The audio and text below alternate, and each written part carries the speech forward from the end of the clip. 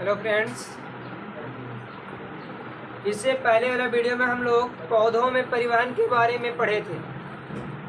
पौधों में किस प्रकार से परिवहन होता है इसके बारे में हम चर्चा किए थे।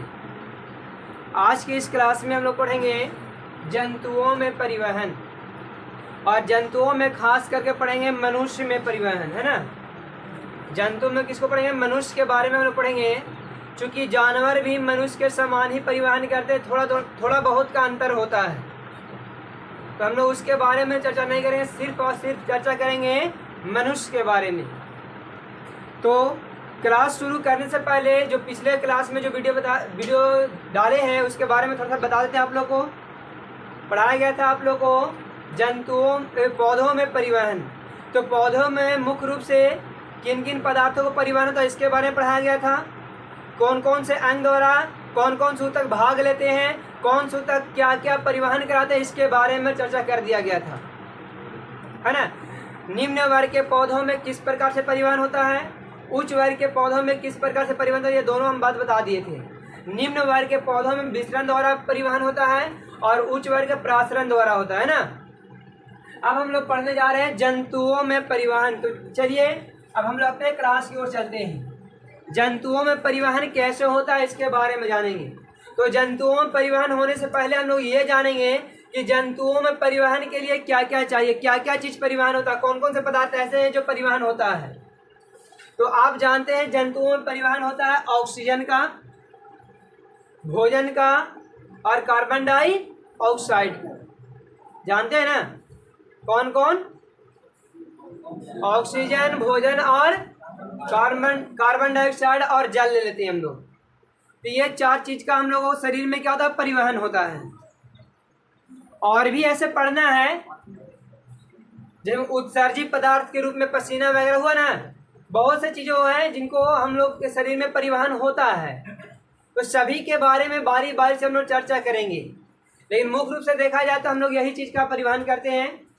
ऑक्सीजन होता है, कार्बन डाइऑक्साइड होता है, भोजन होता है, जल होता है और उत्सर्जी पदार्थ होते हैं। उत्सर्जी कहते हैं किसको? जो हमारे शरीर के लिए कोई फायदेमंद नहीं होता है, जो हमारे शरीर के लिए व्यर्थ पड़े होते हैं, उनको क्या बोलते हैं? उत्सर्जी पदार्थ। तो ये सभी के बारे में हम लोग चर्चा करेंगे। तो देखिए, उच्च श्रेणी के जंतुओं में एक विशेष प्रकार की परिवहन तंत्र होता है जो ऑक्सीजन, कार्बन डाइऑक्साइड, पोषक तत्वों, हार्मोन, उत्सर्जित पदार्थों या अन्य उपापचयी क्रियाओं के फलस्वरूप उत्पन्न विभिन्न पदार्थों को शरीर के एक भाग से दूसरे भाग में ले जाता है। इस तंत्र का 3 मुख्य घटक है। कितने मुख्य घटक है? 3। ध्यान समझ लीजिए। उच्च श्रेणी के जंतुओं में परिवहन के लिए एक विशेष तंत्र का निर्माण होता है जो कार्बन डाइऑक्साइड, ऑक्सीजन, है ना, पोषक तत्व, है ना, और भी है उत्सर्जित पदार्थ हैं। तो इन सभी पदार्थों को एक जगह से दूसरे जगह ले जाया जाता है।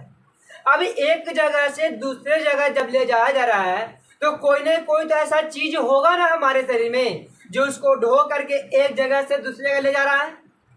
कोई ना कोई तो ऐसी संरचना होगी, कुछ ना कुछ तो हमारे शरीर के अंदर है जो एक जगह से दूसरी जगह उसको क्या कर रहा है? ट्रांसफर कर दे रहा है, ले जा रहा है। ऐसा तो नहीं है कि अपने आप चले जाएगा, कोई ना कोई उसको ढो को पहुंचाएगा ना। तो उसके बारे में देखिए क्या क्या है। तो देखिए, एक भाग से दूसरे भाग तक ले जाने के लिए हमारे शरीर में 3 मुख्य घटक हैं। कितने मुख्य घटक हैं? 3 है। पहला है रुधिर या रक्त। पहला क्या है? रुधिर या रक्त। और दूसरा है हृदय। दूसरा कौन है? हृदय। और तीसरा है रक्त वाहिनियां। रक्त पहला हम क्या बोले? देखिए, जंतुओं में यानी मनुष्य में परिवहन के लिए 3 मुख्य घटक हैं। कितने मुख्य घटक हैं? पहला कौन? रक्त या रुधिर। रक्त या रुधिर। दूसरा है हृदय। दूसरा क्या है? हृदय। इसको हार्ट बोलते हैं हम लोग ना। रक्त को ब्लड, और तीसरा क्या है? रक्त वाहिनियां। रक्त या रुधिर वाहिनियां भी बोल सकते हो उसको। रक्त को ही रुधिर बोलते हैं। यहाँ पर रक्त भी लिख सकते हैं और रुधिर भी लिख सकते हैं। तो रक्त वाहिनियां,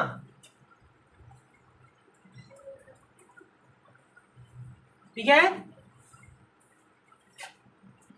ये रक्त वाहिनियां, हृदय और रक्त, ये तीन मुख्य घटक है। तो सबसे पहले हम चर्चा करेंगे किसको? रक्त को। देखिए उससे पहले आप लोग समझ लीजिए, हमारे शरीर में ये तीनों काम करता है। हम जो ऑक्सीजन लेते हैं, बाहरी वातावरण से ऑक्सीजन ले रहे हैं, ये ऑक्सीजन क्या हो रहा है? फेफड़ा तक जाता है नसिका के माध्यम से। तो क्या इसका फेफड़ा ही के पास काम है? नहीं, इसका काम है प्रत्येक कोशिकाओं में प्रत्येक ग्लूकोज को विखंडन कराने के लिए, है ना। तो इसको कोई ना कोई तो ऐसा है जो फेफड़ा से ढो करके प्रत्येक कोशिका तक पहुंचा रहा है ना। और जब ऑक्सीकरण होता है, भोजन का विखंडन होता है, ग्लूकोज टूटता है, तो उसके फलस्वरूप कार्बन डाइऑक्साइड का निर्माण होता है। तो वहां जो कार्बन डाइऑक्साइड है, कार्बन डाइऑक्साइड को कोशिका छोड़ देता है और फिर वो फेफड़ा पर आता है, नसिका छिद्र के माध्यम से। फिर क्या होता है? जब हम लोग सांस छोड़ते हैं तो वो बाहर निकल जाता है। तो कोई ना कोई तो ऐसा अंग है, कोई ना कोई ऐसा तो संरचना है जो ऑक्सीजन और कार्बन डाइऑक्साइड को ले जा रहा है, बाहर निकल रहा है ना। और जो हम भोजन करते हैं तो भोजन क्या, हम भोजन डायरेक्ट ले लेते हैं, पूरे शरीर के कोशिकाओं में भेज देते हैं, मुख गुहा में डालते हैं, मुख गुहा जाता है ग्रस नली से होते हुए, है ना, हमारे शरीर के उदर में जाता है, और वहां से फिर भोजन जो होता है उसको ग्लूकोज के रूप में टूट करके प्रत्येक कोशिका में पहुंचता है। तो कोई ना कोई ऐसा संरचना है जो उसको भी ले जा रहा है। तो इन सभी के बारे में हम लोग चर्चा करेंगे। तो आज हम लोग अभी जो है फिलहाल हम लोग रक्त के बारे में पढ़ेंगे। रक्त क्या है ना। तो उसके बाद हृदय के बारे में पढ़ेंगे, उसके बाद रक्त वाहिनियां के बारे में पढ़ेंगे। तो चलिए अब हम लोग रक्त के बारे में जान लेंगे। इसका स्क्रीनशॉट लेना चाहते तो ले लीजिए, इसको क्लीन करते हैं। देखिए अब हम लोग यहाँ चर्चा करेंगे रक्त परिवहन तंत्र में रक्त का। किसका चर्चा करेंगे? रक्त का। रक्त जो होता है लाल रंग का गढ़ा द्रव्य होता है। लाल रंग का गढ़ा क्या होता है? द्रव्य होता है, जिसका पीएच मान 7.4 होता है। जिसका पीएच मान कितना होता है? 7.4। लाल रंग का गढ़ा द्रव्य होता है जिसका पीएच मान 7.4 होता है। तो आप अब अच्छे से जान रहे होंगे कि जब इसका पीएच मान 7.4 है तो यह कौन सा द्रव्य होगा? क्षारीय होगा। क्या होगा? ये क्षारीय होता है। क्या होता है जी? क्षारीय होता है। क्या दी? देखिए रक्त के बारे में समझे। लाल रंग का ये गढ़ा द्रव्य होता है जिसका पीएच मान 7.4 होता है, इसीलिए यह क्या होता है? क्षारीय होता है। ये हृदय और रक्त वाहिनियों में प्रवाहित होता है। हृदय और रक्त वाहिनियों में प्रवाहित होता है और उसके दौरान जितने भी ऊतक होते हैं सभी को जोड़ करके रखता है। सभी क्या करता है? एक दूसरे से जोड़ करके रखता है, इसीलिए इसको संयोजी ऊतक भी कहते हैं। क्या बोलते हैं? रक्त को तरल संयोजी ऊतक। तरल क्यों? क्योंकि ये द्रव्य अवस्था में होता है, और जब द्रव्य अवस्था में तो उसको तरल बोलेंगे ना। और ये क्या करे? सभी ऊतकों को जोड़ करके रखता है। जब सभी ऊतक को जोड़ करके रखता है तो जोड़ना संयोजन कहलाता है ना। तो इसीलिए रक्त को तरल संयोजी ऊतक भी कहते हैं। कोई पूछ देगा कि रक्त को तरल संयोजी ऊतक क्यों बोलते हैं, तो हम बोलेंगे रक्त जो होता है वो क्या, लाल रंग का गढ़ा सा द्रव्य है जिसका पीएच मान 7.4 होता है, जिसके वजह से यह क्षारीय होता है ना। और ये तरल अवस्था में पाई जाती है, और ये जो था हृदय और रक्त वाहिनियों में प्रवाहित होता है। हृदय और रक्त वाहिनियों में प्रवाहित होता है। इसके दौरान जितने भी ऊतक होते हैं सभी ऊतकों को एक दूसरे से जोड़ कर रखता है। एक दूसरे से इसलिए इसको तरल संयोजी ऊतक कहते हैं। इसलिए क्या बोलते हैं? तरल संयोजी ऊतक कहते हैं। क्लियर है? देखिए ये वाला बार बार क्वेश्चन में आता रहता है, ये बहुत ही इंपोर्टेंट क्वेश्चन है ना। रक्त का पीएच मान कितना होता है? 7.4। कितना बोलना है? ये हमें याद रखिएगा, ऑब्जेक्टिव क्वेश्चन में पूछ सकता है। एग्जाम की दृष्टि से बहुत ही इंपोर्टेंट क्वेश्चन है ये। नहीं दिख रहा ना? एग्जाम के दृष्टि से बहुत ही इंपोर्टेंट क्वेश्चन है, इसलिए इसको याद रखना है। रक्त का पीएच मान कितना? 7.4 होता है। अब देखिए यहाँ पर रक्त की संरचना हम लोग देखेंगे। उससे पहले रक्त का निर्माण कहाँ होता है इसके बारे में जानिए। रक्त का निर्माण कहाँ होगा? तो रक्त का निर्माण होता है बोन मैरो में। कहाँ होता है? Bone marrow. बोन मैरो को हम लोग हिंदी में अस्थि मज्जा कहते हैं। क्या बोलते हैं? अस्थि मज्जा। आप लोग देखे हैं? सब लोग देखे होंगे। आप लोग चिकन खाते हैं ना? चिकन मतलब चिकन नहीं है बोल रहे हैं, चिकन नहीं, जिसको हम लोग मीट उट बोलते हैं ना। आप लोग मुर्गा के खाए होंगे चिकन, है ना?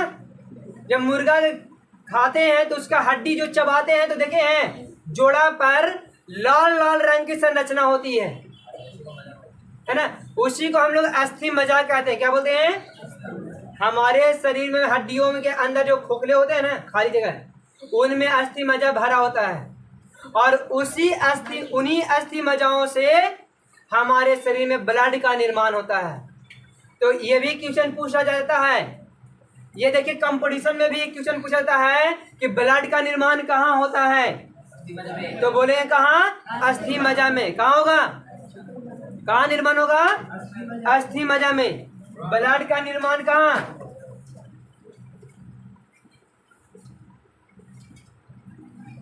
अस्थि, देख लीजिए लिखा हुआ है ना, अस्थि मज्जा में होता है। और ये मृत कहाँ होता है? ये मरता कहाँ है? देख रहा कब्रिस्तान कहाँ है? तो कब्रिस्तान हम लोग पलीहा को बोलते हैं। किसको बोलते हैं? स्प्लीन। स्प्लीन या पलीहा को कब्रिस्तान कहा जाता है। रक्त का कब्रिस्तान किसको को है कहेंगे? पलीहा कहाँ होता है? उधर गोवा के देखिए साइड में होता है पलीहा, ठीक है। और ये स्टोर जमा कहाँ होता है? तो पलीहा में भी जमा होता है। जमा भी कहाँ होता है? रक्त जमा कहाँ होता है? बहुत लोग को लगता है कि रक्त तो हृदय में जमा होता है। बहुत लोग ये सोचते होंगे कि रक्त जमा कहाँ होता है? हृदय में। लेकिन ऐसा नहीं है। अगर हृदय में रक्त रुक जाएगा, जमा हो जाएगा, तो हार्ट अटैक आ जाएगा। हम लोग राम नाम सत्य है हो जाएगा हम लोग, है ना। तो ऐसा नहीं है। रक्त कहाँ स्टोर होता है? पलीहा में होता है। और उसका कब्रिस्तान कहाँ है? मरता कहाँ है वो? पलीहा में ही मर जाता है वो, ठीक है। कोई डाउट है? उसके बाद देख लीजिए, मेल में यानी मनुष्य में, मेल जो होते हैं उनमें रक्त की मात्रा होता है 5.5 लीटर। 5.5 लीटर। और औरत जो होते हैं, फीमेल जो होते हैं, उनमें 5 लीटर होता है। कितना लीटर होता है? 5 लीटर। उनकी कमी ऐसे ही होता है। इसे ही मार दीजिए 2 थप तो रोने लगेगी, है कि नहीं? फीमेल को 2 थप मारिए तो रोने लगती है तुरंत, है कि नहीं? खून बहुत कम होता है।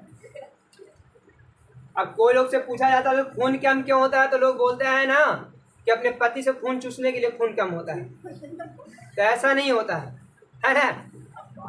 इनके शरीर में क्या होता है? ब्लड कम होता है। जेंट से आधा लीटर कम होता है। जेंट से आधा लीटर कम होता है, ठीक है ना। देखिए कोलेस्ट्रॉल होता है 200 ग्राम। डेसीलीटर में इसको मापा जाता है कोलेस्ट्रॉल।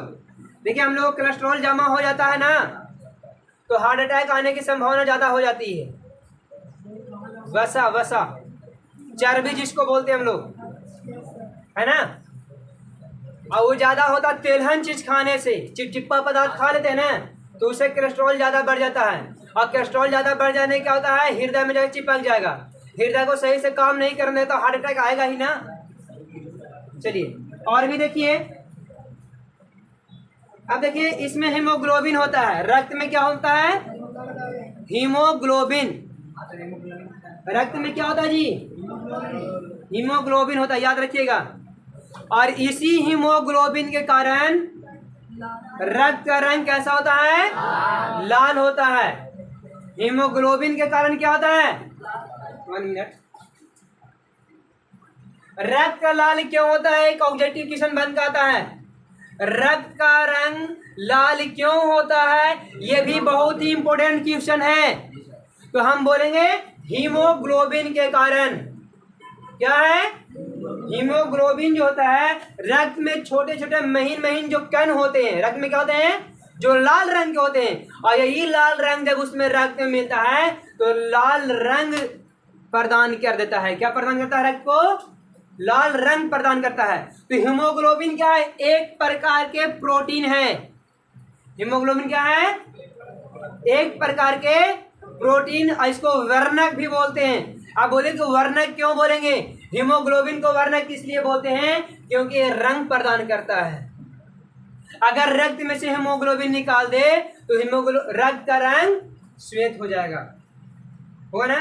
हीमोग्लोबिन नहीं रहेगा तो चलिए देखिए, हीमोग्लोबिन समझ में ना? हीमोग्लोबिन एक वर्णक है जो रक्त को रंग प्रदान करता है।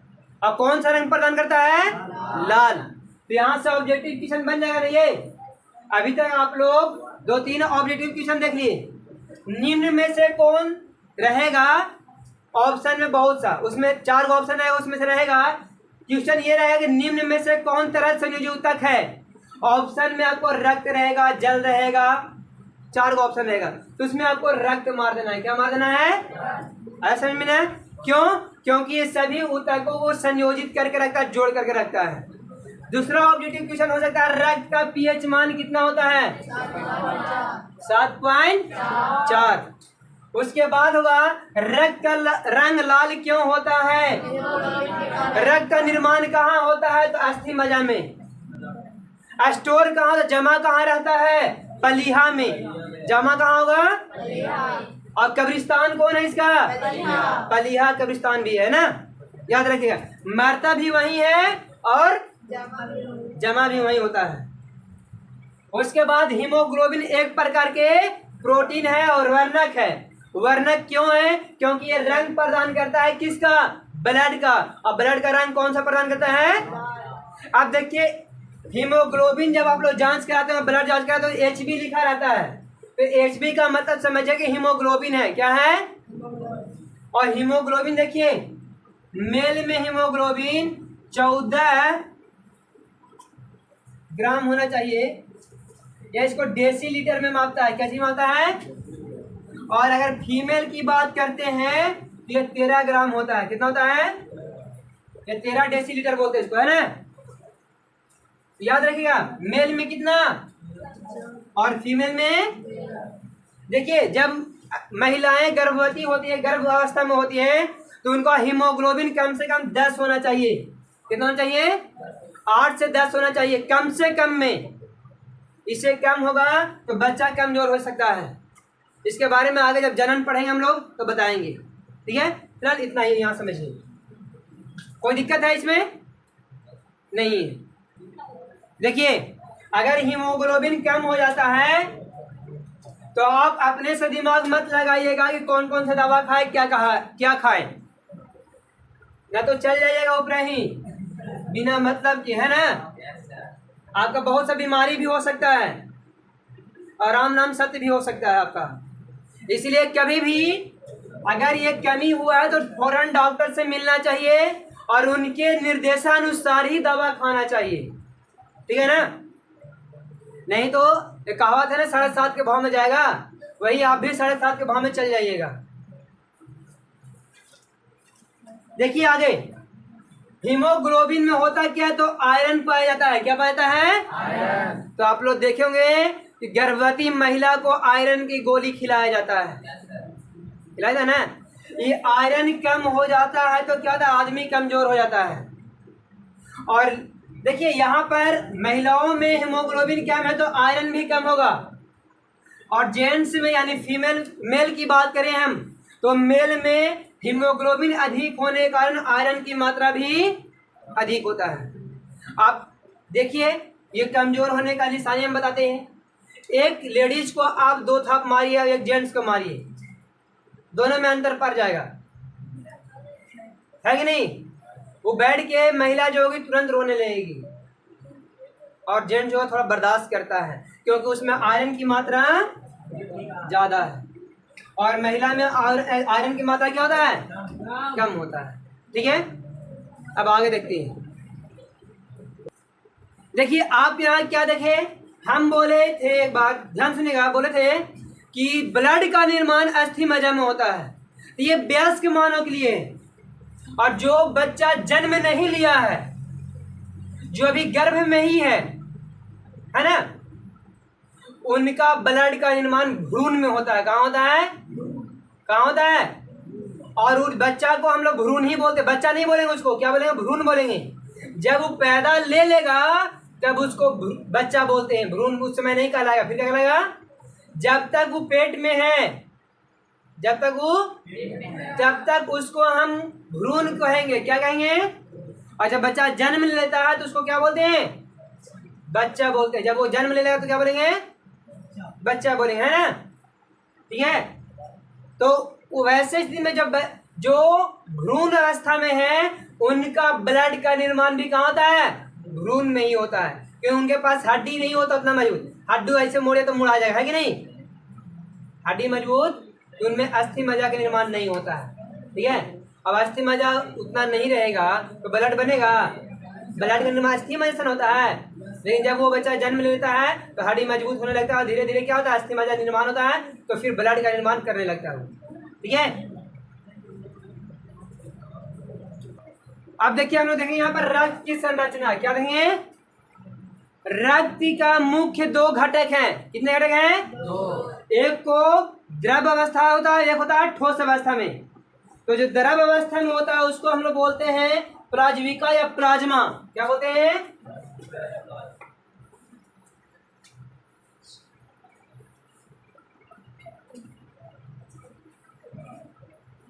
और एक होता है, ये होता है द्रव अवस्था में। किस अवस्था में होता है? और एक होता है ठोस अवस्था में, जिसको हम लोग बोलते हैं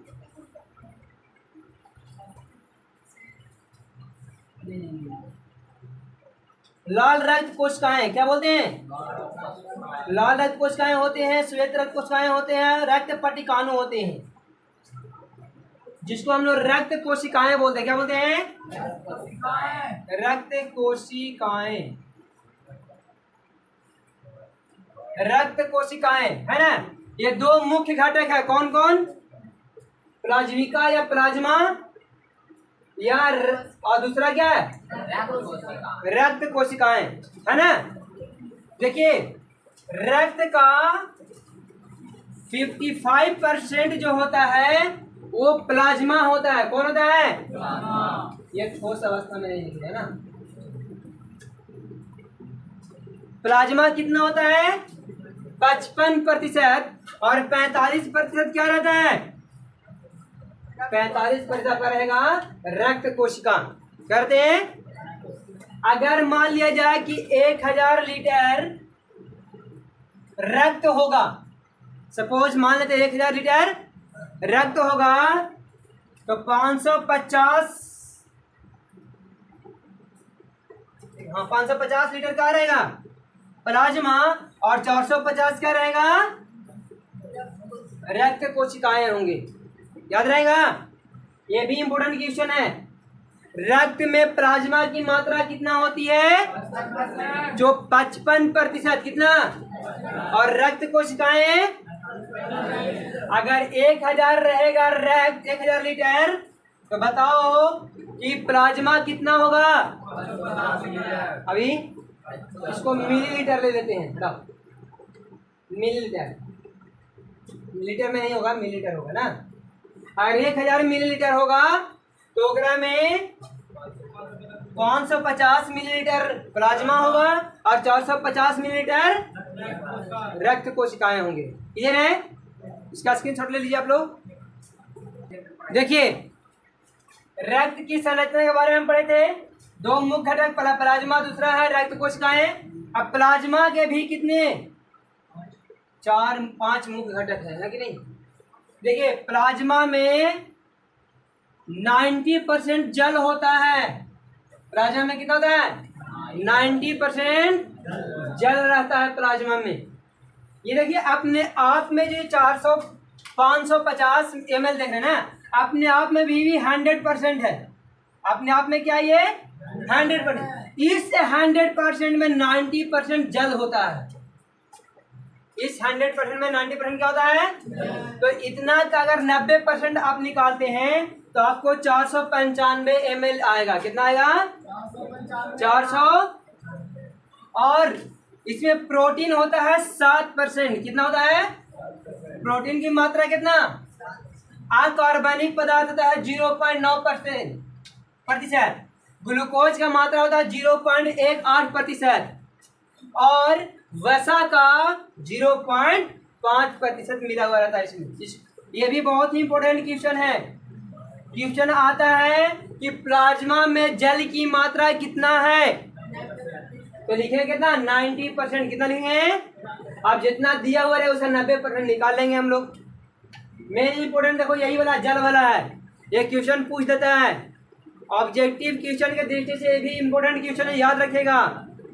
प्लाज्मा में जल की मात्रा कितना है, तो बोलेंगे 90%। कितना, क्लियर है ना। इसका स्क्रीनशॉट ले लीजिए एक बार।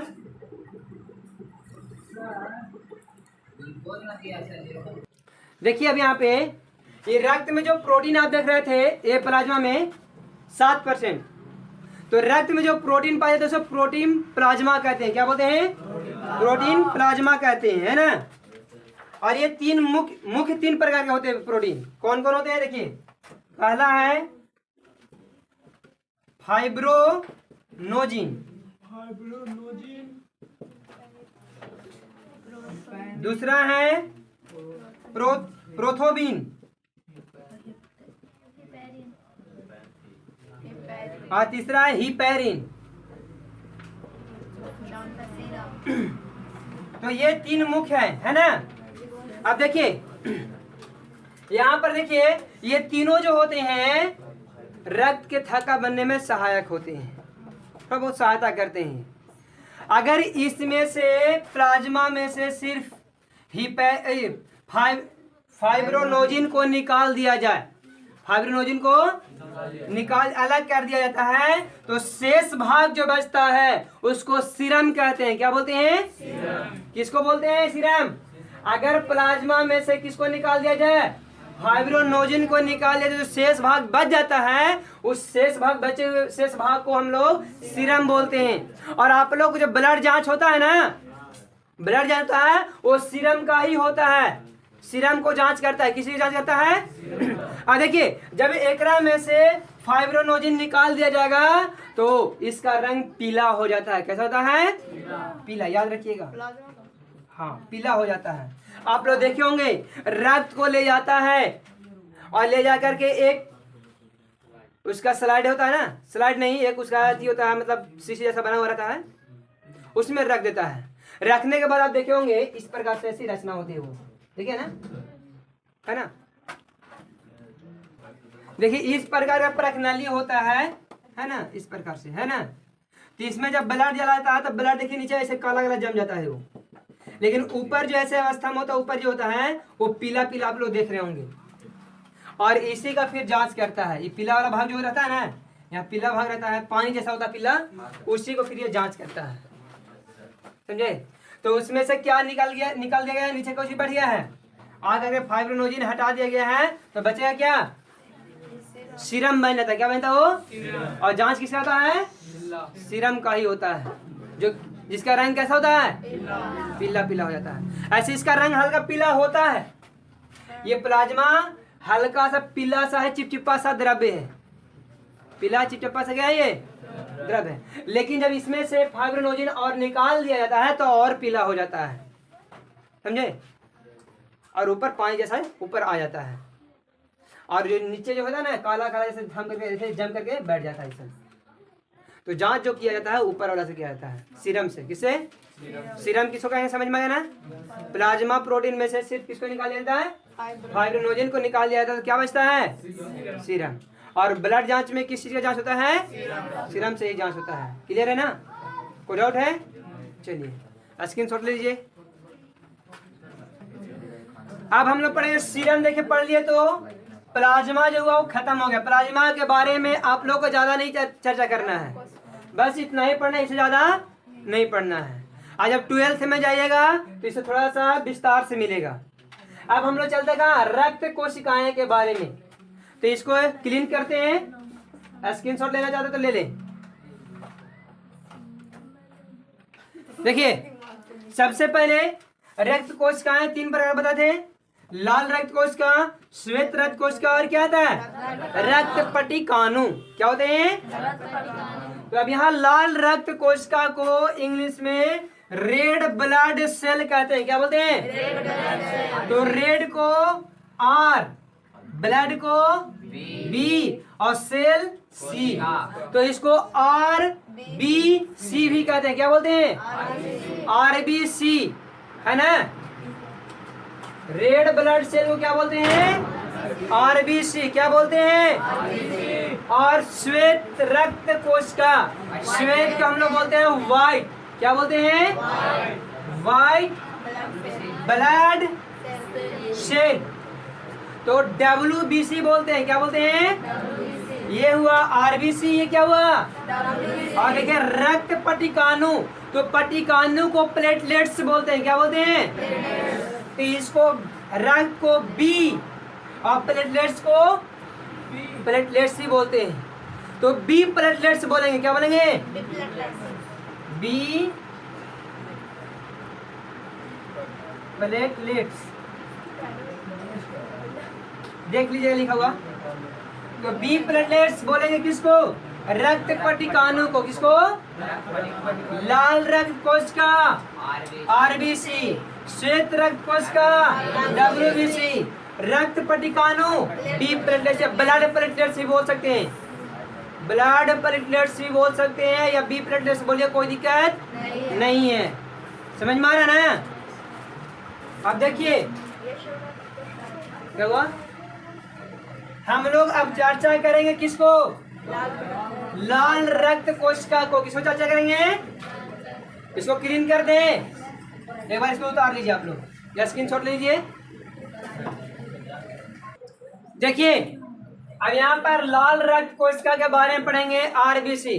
तो लाल रक्त कोशिका में एक विशेष प्रकार के वर्णक पाए जाते हैं जिसे हम लोग हीमोग्लोबिन कहते हैं। क्या बोलते हैं? हीमोग्लोबिन। क्या बोलते हैं? हीमोग्लोबिन कहते हैं।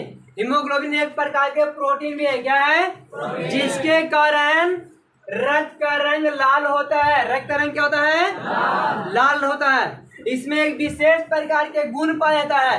हीमोग्लोबिन में एक विशेष प्रकार का गुण पाया जाता है जो हीमोग्लोबिन का एक कण, हीमोग्लोबिन का 4 गो ऑक्सीजन को बांध कर रखने की क्षमता रखता है। कितने? 4 ऑक्सीजन को पकड़ कर रखने की क्षमता रखता है ये। ठीक है, और इसी कारण से इसे ऑक्सीजन का वाहक भी कहते हैं। अब क्वेश्चन ऑब्जेक्टिव आ गया, ऑक्सीजन का वाहक किसे कहा जाता है? हीमोग्लोबिन को। क्यों? क्योंकि हीमोग्लोबिन का एक कण ऑक्सीजन के 4 कणों को, 4 अणुओं को बांध कर रखने की क्षमता रखता है। और यह ऑक्सीजन को बांध कर रखता है, इसीलिए इसको क्या बोलते हैं? ऑक्सीजन का वाहक। क्या बोलते हैं? अब देखिए, और जब हीमोग्लोबिन में ऑक्सीजन मिल जाता है, जब हीमोग्लोबिन में ऑक्सीजन मिल जाता है तो इसको बोलते हैं ऑक्सी हीमोग्लोबिन। क्या बोलते हैं? हीमोग्लोबिन में एक विशेष प्रकार का गुण पाया जाता है जो सिर्फ ऑक्सीजन को कैच करता है। फेफड़ा से तो गुजरता है ना, तो हम बाहरी वातावरण से बहुत सा गैस ले लेते हैं। श्वसन के दौरान बाहरी वातावरण से बहुत सा गैस ले लेते हैं फेफड़ा तक, लेकिन क्या फेफड़ा से सभी गैस अंदर चला जाता है? नहीं आता है। कौन जाता है? तो सिर्फ और सिर्फ ऑक्सीजन जाते हैं। और इसके बारे में हम श्वसन में पढ़ा चुके हैं। अगर आप वीडियो मिस कर दिए हैं तो मेरे चैनल पर जा करके श्वसन सर्च कीजिएगा, श्वसन में आपका आ जाएगा। तो आप वहाँ देख लीजिएगा क्या क्या होता है, उसके बारे में हम वहाँ पढ़ा दिए हैं। ठीक है, तो ऑक्सीजन से जब हीमोग्लोबिन मिलता है तो उसको बोलते हैं ऑक्सी हीमोग्लोबिन। क्या बोलते हैं? और ये ऑक्सी हीमोग्लोबिन रक्त के माध्यम से होते हुए कहाँ जाता है? प्रत्येक कोशिका तक जाता है। कहाँ जाता है? और प्रत्येक कोशिका में फिर जाकर के ऑक्सीजन को छोड़ देता है। ऑक्सीजन क्या करता है? छोड़ देता है।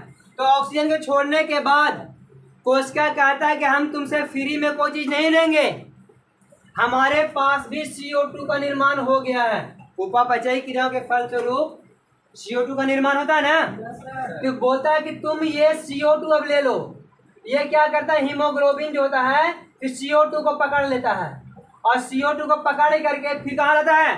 फेफड़ा पर ला करके छोड़ देता है। तो देखिए ऑक्सीजन और CO2 क्या कर रहा है? एक स्थान से दूसरे स्थान तक ले जाया जा रहा है ना, है? तो यहाँ देखिए क्या हो रहा है, ऑक्सीजन जब मिला तो ऑक्सी हीमोग्लोबिन, और कार्बन डाइऑक्साइड मिल रहा है तो कार्बोक्सी हीमोग्लोबिन बोलते हैं। क्या बोलते हैं? कार्बोक्सी हीमोग्लोबिन बोलते हैं उसको। क्या बोलते हैं? याद रहेगा।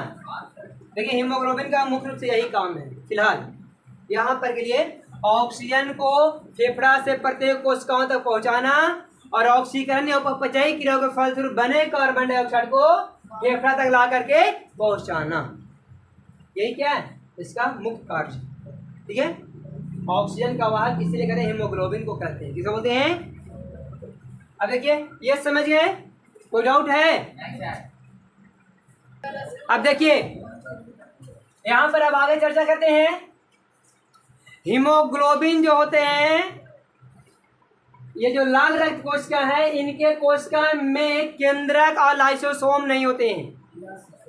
इनके कोशिका में केंद्रक और लाइसोसोम नहीं होते, याद रखिएगा। हाँ, और इसका आकार गोल होता है। कैसा होता है? आप लोग टिकिया देखे हैं, खाने वाला दवा जो गोल गोल होता है, उसी का आकार का होता है लाल रक्त कोशिका। ठीक है, गोल गोल संरचना होता है। कैसा होता है? ठीक है ना? और इसका आकार क्या होता है? गोला होता है, गोल होता है, गोला नहीं गोल, इस प्रकार।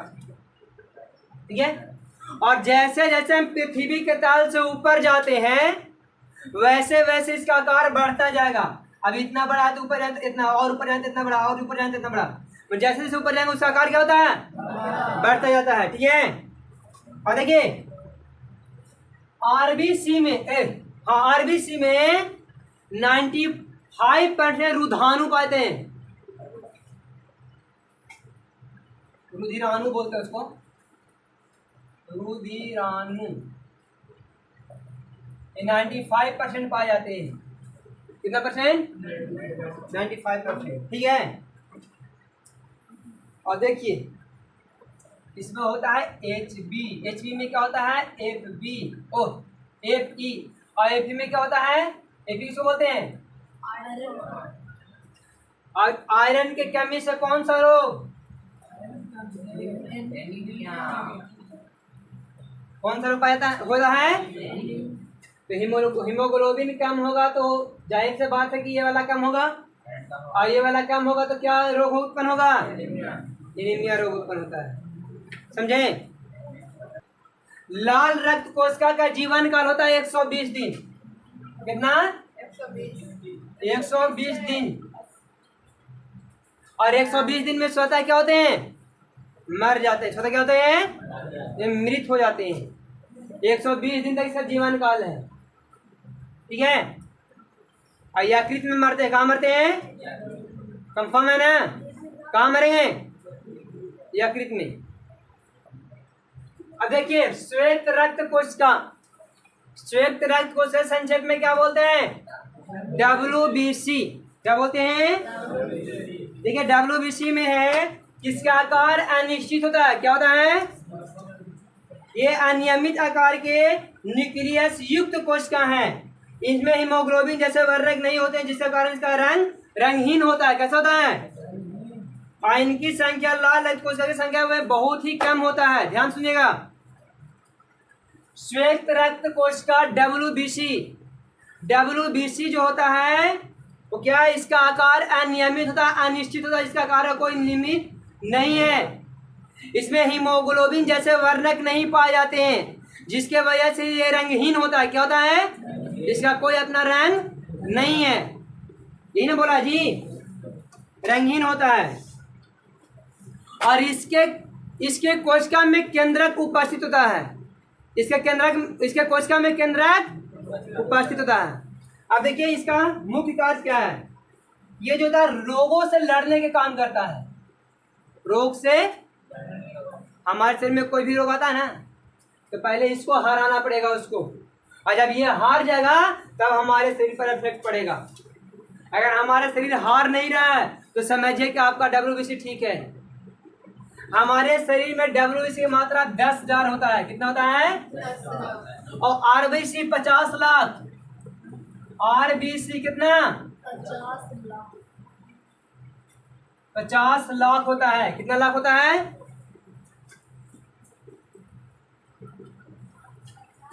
समझ में आया? RBC कितना? 50 लाख। और श्वेत रक्त कोशिका WBC कितना? अब देखिए, अगर आप पर कोई रोग भारी पड़ रहा है तो समझिए कि आपके शरीर में WBC की मात्रा कम हो गया है। किसी किसी में ये ज्यादा होता है, किसी किसी में 12,000 15,000 भी हो सकता है, 12,000 भी होता है। और जिसमें ज्यादा हो गया वो जल्दी बीमार नहीं पड़ता है। जंगल में रहने वाले लोग को देखे हैं, हाल ही बीमार पड़ता है उन लोग, बहुत लेट से बीमार पड़ते हैं उन लोग। और हम लोग के यहाँ शहर में देखो, आदमी के थोड़ा सा बीमारी क्यों हुआ कि 10 दिन में टें बोल देगा, राम नाम सत्य है कि नहीं? तो शहर वाले लोग के पास WBC कम होता है, और देहाती एरिया जो जंगली एरिया में रहते हैं उनके पास WBC की मात्रा ज्यादा होता है उनके अपेक्षा में। समझे? RBC समझ में आया? कितना? 50 लाख। कितना? अब देखिए हम लोग पढ़ेंगे बी प्लेटलेट्स, रक्त पट्टिकाणु।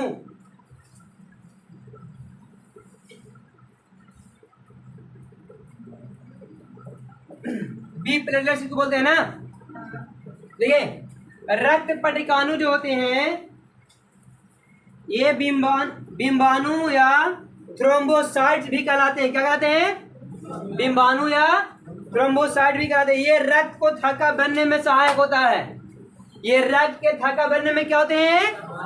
सहायक होते हैं। और ये स्वस्थ मानव में 3 से 4 लाख तक होते हैं। 2 लाख मान लीजिए कम से कम, 4 लाख।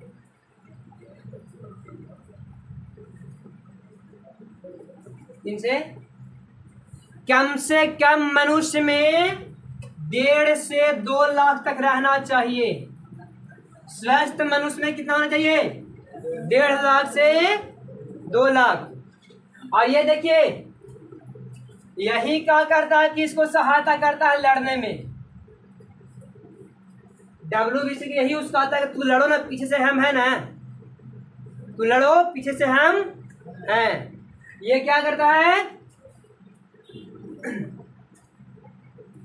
WBC को उकसाता है कि तुम लड़ो, हम पीछे से हैं। तो बी प्लेटलेट्स स्वस्थ मनुष्य में कितना होना चाहिए? 1.5 से 2 लाख। 1.5 से 2 लाख। कितना? 1.5 लाख से।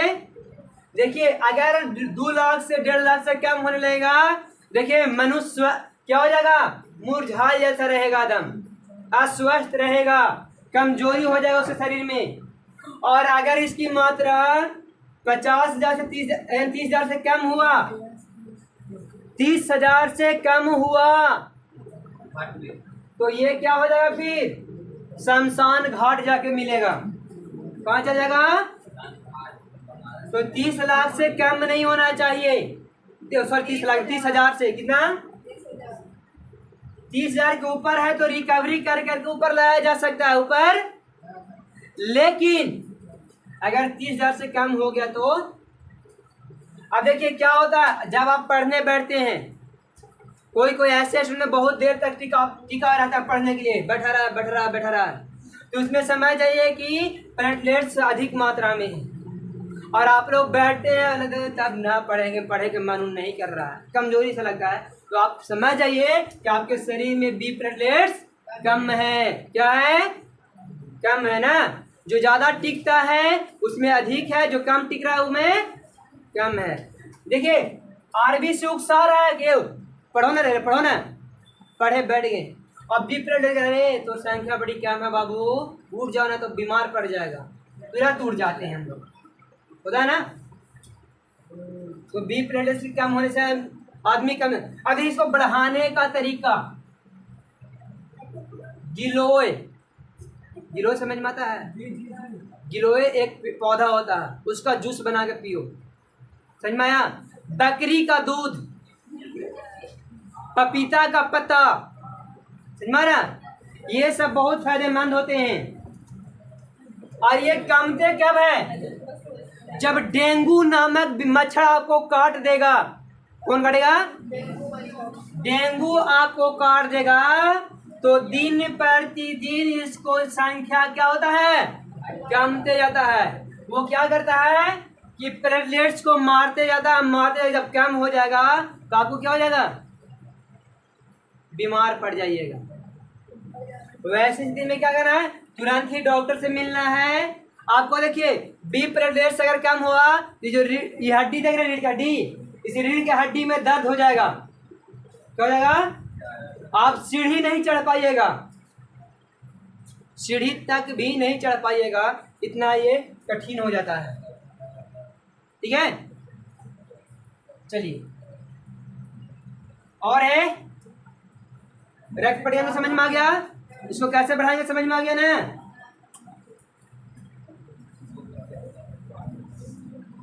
एलोवेरा जानते हैं ना? एलोवेरा कभी खाने पीने से हो जाता है ये, सही, ठीक है। और देखिए मलेरिया काटता है ना आप लोग जी, मलेरिया हम लोग काटता है ना, देखिए यही WBC को मारता है। किसको मारता है? और हम लोग को क्या करता है? बीमार कर देता है। ठीक है, RBC की मात्रा सबसे अधिक, उसके बाद किसका, और उसके बाद किसका? आप देखिए RBC का जीवन काल कितना बताए थे? 120 दिन। कितना दिन? 120 दिन होता है। और WBC का जीवन काल 10,000 जीवन काल बोल रहे हैं तो 4 दिन होता है का 4 की 7 दिन होता है।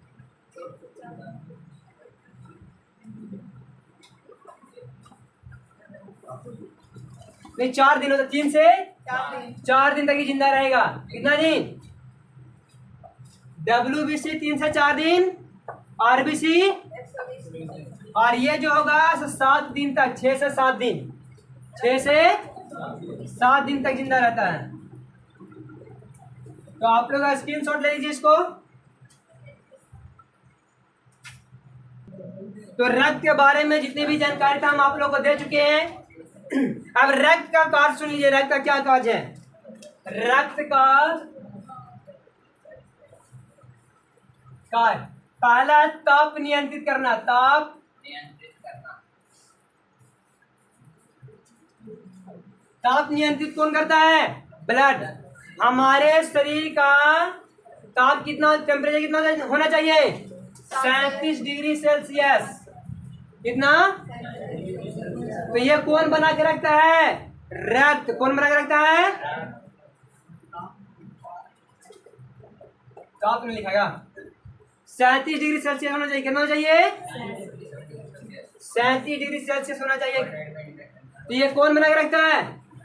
तो घर देखिए क्या होता है कि रक्त जो होता है हमारे ब्लड के साथ, हमारे बॉडी के साथ घर्षण करता है।